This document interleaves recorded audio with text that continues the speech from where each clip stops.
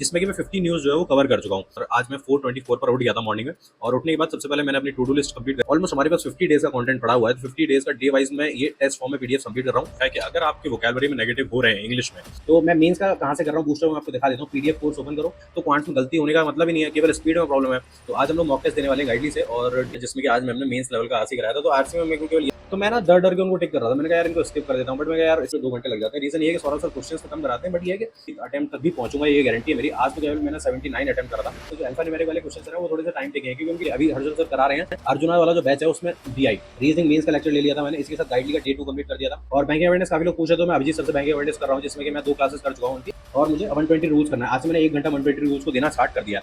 Reasoning के साथ साथ इंग्लिश भी करना स्टार्ट कर दूंगा, धीरे धीरे फिर पॉइंट्स भी करना स्टार्ट कर दूंगा। इसी तरीके से मैं मेंस की जो है प्रैक्टिस लेके चल रहा हूँ। और हेलो गाइस, कैसे हैं आप सभी लोग? Welcome to our new vlog. और आज है डे 2 ऑफ 45 हार्ड चैलेंज, और आज मैं 4:24 पर उठ गया था मॉर्निंग में।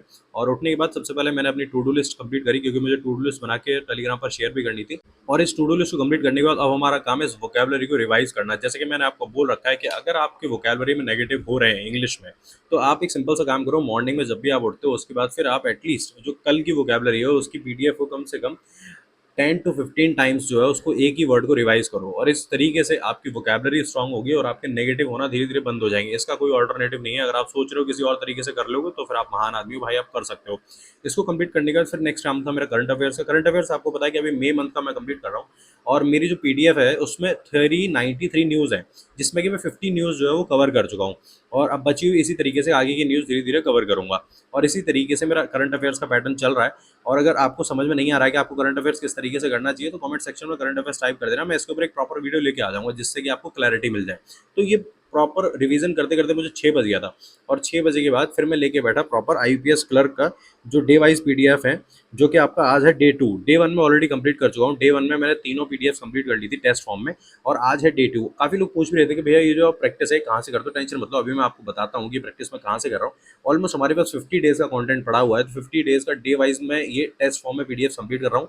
पर पीडीएफ में अभी 40 क्वेश्चंस मिल रहे हैं, और धीरे धीरे जैसे 25 डेज कंप्लीट होंगे, उसके बाद प्रॉपर जो एक एग्जाम में जैसा पैटर्न आता है उसी हिसाब से इस पीडीएफ में मुझे देखने को मिल जाएगा। इसी के साथ मैंने क्वांट्स, रीजनिंग, इंग्लिश तीनों का टेस्ट फॉर्म में कंप्लीट कर लिया था। क्वांट्स में मेरे अभी टेस्ट में मार्क्स अच्छे नहीं बन रहे हैं। रीजनिंग जो है मेरी परफेक्ट एकदम 34-35 तक चले जा रहे हैं। इंग्लिश में अभी नेगेटिव हो रहे हैं, और नेगेटिव भी मेरे वोकैबुलरी में हो रहे हैं। मैंने खुद ही आज चेकआउट कर लिया था अच्छे से कि कहाँ नेगेटिव हो रहे हैं।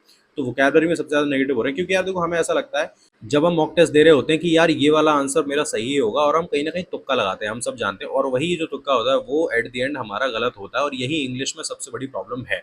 तो इन तीनों सब्जेक्ट्स को मुझे कंप्लीट करने में 1 घंटा लगा था, क्योंकि 20-20 मिनट्स के तीनों सब्जेक्ट होते हैं। लेकिन 20-20 मिनट्स को कंप्लीट करने के बाद फिर जो नेक्स्ट काम जो मेरा था ना, वो था इंग्लिश को एनालिसिस करना, क्योंकि इंग्लिश का सेक्शन जब तक एनालिसिस नहीं करूंगा तब तक उसमें सुधार नहीं होगा। इसलिए मैंने उसका एनालिसिस करा, और क्वांट्स का भी एनालिसिस करा कि क्वांट्स में कहाँ गलती हो रही है। अब आप सोचो, क्लैरिकल लेवल का अगर टेस्ट दे रहा हूँ, तो क्वांट्स में गलती होने का मतलब ही नहीं है, केवल स्पीड में प्रॉब्लम है। अर्थमेटिक के कुछ क्वेश्चन है जो अभी नहीं बन रहे हैं। रीजन क्या है कि वो टॉपिक अभी क्लियर नहीं है, जैसे कि मेंसुरेशन क्लियर नहीं है मेरा, और टीएसडी में प्रॉब्लम है मेरे को। तो ये कुछ टॉपिक्स हैं जो मैं क्लियर कर लूंगा। इसी के साथ मैं बताता हूँ कि मैं ये पीडीएफ जो है वो कहाँ से कर रहा हूँ। सबसे पहली चीज़, ये कोई प्रमोशनल नहीं है, ये केवल मैं चाहता हूँ कि आपको, आपने मुझे कमेंट सेक्शन में बोला था कि भैया आप बता देना कहाँ से कर रहे हो, तो मैं आपको दिखा दे रहा हूँ। ये मैं गाइडली से कर रहा हूँ। इसमें पीडीएफ बंडल जैसे ही आप ओपन करेंगे, तो देखो आईपीएस क्लर्क का जैसे ओपन करूंगा, तो मेरे पास ना ऑलमोस्ट 50 डेज का ये टारगेट पड़ा हुआ है। डे 1 में कंप्लीट कर चुका हूँ, और आज मैंने डे 2 भी कंप्लीट कर लिया है। ये देखो ऑलमोस्ट मेरे पास 50 डेज का टारगेट पड़ा हुआ है। अब मैं दिखाता हूँ कि इसमें होता क्या है। देखो, सबसे पहले रीजनिंग सेक्शन ओपन किया है, तो रीजनिंग सेक्शन में देखो 4 तो पजल मिलते हैं, ठीक है, 5 क्वेश्चन के ये हुए। उसके बाद स्कोर बूस्टर में आपको मिसलेनियस मिलता है, और इसके लिए मिलते हैं आपको 22 मिनट्स। अभी 22 मिनट्स मिल रहे हैं, क्योंकि ये 40 क्वेश्चन है। 25 डेज ऐसे कंप्लीट होंगे, उसके बाद मेरे को प्रॉपर 30 क्वेश्चंस मिलेंगे, 35 क्वेश्चंस मिलेंगे, और टाइम मिलेगा केवल 20 मिनट्स। इसके स्कोर की बात करिए तो मैं भी दिखाता हूँ रीजनिंग में मेरा क्या स्कोर रहा था। 35 या 34, सॉरी 34 स्कोर था इसमें, और नेगेटिव चले गए थे मेरे, इसलिए इसकी कट ऑफ 25 है। तो इसमें स्कोर बढ़िया था। इसी के बाद अब टाइम जो मैंने यूटिलाइज करा था 21 मिनट यूटिलाइज करे। अब दिखाता हूँ कि अब इसी तरीके से क्वांट्स का देखो, ये रहा क्वांट्स का। क्वांट्स में भी सेम पैटर्न है, इतने क्वेश्चंस मेरे को मिलते हैं। ये प्रॉपर डीआई, और इसी के साथ अर्थमेटिक, और इसी के साथ स्पीड मैथ्स के। इसी तरीके से इंग्लिश में बात करिए, इंग्लिश में मेरे को एरर, पैराजंबल और आरसी वगैरह सब मिलता है। तो ये एक दिन में प्रॉपर पीडीएफ जो है प्रैक्टिस करने के लिए इनफ है, वो भी टेस्ट फॉर्म में प्रैक्टिस करता हूँ। तो डे 2 मैंने डन कर दिया था। इसको कंप्लीट करने के बाद फिर मैं लिखे बैठ गया परफेक्शन, और परफेक्शन में 9.0 स्टार्ट हो गया, जिसमें कि आज मैम ने मेंस लेवल का आरसी कराया था। तो आरसी में मेरे को केवल ये देखना था कि मैम की अप्रोच क्या है, किस तरीके से मैम क्वेश्चंस को अटेम्प्ट कर रही है, किस तरीके से। तो मैम ने बोला कि आरसी में आपको फास्ट रीडिंग करना स्टार्ट कर देना चाहिए, मेंस का आरसी ऐसे ही कवर कर सकते हैं। तो 8 बजे तक तो ऑलमोस्ट मैंने आईपीएस क्लर्क के डे वाइज जो टेस्ट फॉर्म में पीडीएफ था वो डन करा। उसके बाद 9 बजे तक मैंने आरसी जो है, ये मेंस लेवल का जो आरसी था परफेक्शन में, इसको मैंने डन कर दिया था। तो अभी जो है 9 बजे तक मैं कितनी चीज़ें डन कर चुका था। सबसे पहले सुबह सीयर वो गैप का रिवीजन, उसके बाद आईपीएस क्लर्क का डे 2 का जो टेस्ट फॉर्म में पीडीएफ था वो, और देन उसके बाद परफेक्शन। अब बारी थी रीजनिंग मेंस का लेक्चर लेने की। रीजनिंग मेंस का आपको बताया कि मैं सौरभ सर से और संजय सर, दो लोग हैं, इनसे ही मैं टॉपिक्स अपनी कवर करने वाला हूँ। तो अभी सौरभ सर से मैं मेंस की क्लास ले रहा हूँ, रैंकर से ले रहा हूँ मैं क्लास। और 2026 वाला जो रैंकर है उसमें अभी सौरभ सर ने क्लास कराई है उसकी सीटिंग अरेंजमेंट और पजल की। तो उसके क्वेश्चंस मैंने करे, इसको भाई ऑलमोस्ट 2 घंटे लग जाते हैं। रीज़न ये है कि सौरभ सर क्वेश्चंस तो कम कराते हैं, बट ये है कि उन क्वेश्चंस में अप्रोचेस और उन क्वेश्चंस को किस तरीके से टैकल करा जाता है वो चीज़ें सीखना बहुत ज़रूरी है। इसीलिए मैं आराम आराम से इन क्वेश्चंस की प्रैक्टिस कर रहा हूँ। और इसी के साथ रीजनिंग मेंस का जो लेक्चर है इसको डन करते करते ऑलमोस्ट मुझे 11 बज गया था। अब मुझे चाहिए था रेस्ट, भाई मैंने आधे घंटे का रेस्ट लिया, नीचे गया, कुछ खाया पिया, और आधे घंटे कंप्लीट होने के बाद फिर मैं दोबारा से ऊपर आया। और अब मैं आपको बताता हूँ कि अब दोबारा से ऊपर आने के बाद मेरे को लेके बैठना है आईबीपीएस क्लर्क का जो टेस्ट है, वो जो कि मैंने लिख रखा है अपनी टू डू लिस्ट में। तो आज हम लोग मॉक टेस्ट देने वाले हैं गाइडली से, और डे 1 वाला देने वाले हैं। इसकी शायद ये जो इसका लेवल है वो ईजी है। तो इस मॉक टेस्ट को देते हैं। और इस मॉक टेस्ट को देते टाइम पे ना मेरे दिमाग में बस एक ही थॉट चल रहा था कि इंग्लिश में ना इसमें वो आ गए थे वोकैबलरी। तो वोकैबलरी वाले वो फिल इन द ब्लैंक्स थे 5। तो मैं ना डर डर के उनको टिक कर रहा था। मैंने कहा यार इनको स्किप कर देता हूँ, बट मैं कहा यार स्किप कब तक करूँगा, करने तो पड़ेंगे ना एट द एंड। रीजनिंग की बात कर जाए, रीजनिंग में मेरे से सारे क्वेश्चंस बन गए थे, बस जो अल्फा न्यूमेरिक वाले क्वेश्चंस है ना वो थोड़े से टाइम टेकिंग है, क्योंकि उनकी लैंग्वेज थोड़ी ट्रिकी होती है। ट्रिकी क्या मतलब लेंदी होती है। तो वो मैंने 2 क्वेश्चन स्किप करे थे। क्वांट्स की बात करी जाए, क्वांट्स में अर्थमेटिक में प्रॉब्लम है। अर्थमेटिक में जो कि वन लाइनर के क्वेश्चन है। अब प्रॉब्लम पता है क्यों है?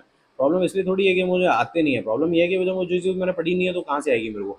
तो जैसे कि एक क्वेश्चन था कि जैसे एक कोई सामान है जो 3240 में बेचा गया है, ठीक है, और उसको बेचने से 8% का प्रॉफिट हुआ है। अब वो एक्चुअल वैल्यू बतानी है। तो मैं थोड़ा कंफ्यूज हो गया था क्योंकि वो चीज़ मैंने पढ़ी नहीं थी, है ना, तो इसलिए वो मैंने स्किप कर दिया था। तो इसीलिए क्वांट्स में भी मार्क्स जो है वो कम बन रहे हैं। वैसे कायदे में तो मुझे आईपीएस क्लर्क में एटलीस्ट मुझे अटैम्प्ट ही कम से कम 90 मुझे करना चाहिए। और कोई दिक्कत नहीं है, 45 डेज में मैं 90 अटैम्प्ट तक भी पहुंचूंगा, ये गारंटी है मेरी। आज तो केवल मैंने 79 अटैम्प्ट करा था, और जिसमें कि मार्क्स आपके सामने हैं। और 12 इनकरेक्ट हुए थे, रीज़न ये था इंग्लिश। ये तो भाई साहब बिल्कुल एकदम टट्टी करा के छोड़ेगी भाई, ये इतना गलत कर रही है अभी इंग्लिश। तो इस पे मैं काम कर रहा हूँ। आज मैंने 120 रूल्स भी आज से स्टार्ट कर दिया। इसी के साथ फिर मैंने एडिटोरियल लिया था। एडिटोरियल में मैम ने 2-3 चीज़ें ऐड करी है जो मुझे अच्छी भी लगी और बढ़िया है यार। तो एडिटोरियल कंप्लीट करते करते मुझे 1 घंटा लग गया था। और आईपीएस क्लर्क का मॉक कंप्लीट कर दिया था मैंने 2 बजे, और एडिटोरियल मैं 3 बजे तक डन कर चुका था। और 3 बजे तक अगर मैंने अपनी टू डू चेक करी तो ऑलमोस्ट मैं सारी चीज़ें डन कर चुका था, काफ़ी सारी चीज़ें डन कर चुका था मतलब। और इसका मेन रीज़न ये था क्योंकि मैं अभी क्या है कि सुबह उठ के जल्दी चीज़ें कवर करना स्टार्ट कर दिया है। और इसी के साथ अब मैं लेके बैठा था हर्षल सर से क्वांट्स की क्लास। और क्वांट्स में आपको अच्छे से पता ही है कि अभी हर्षल सर करा रहे हैं अर्जुना वाला जो बैच है उसमें डीआई। तो ये पाई चार्ट डीआई आपके सामने शो भी हो रही होगी।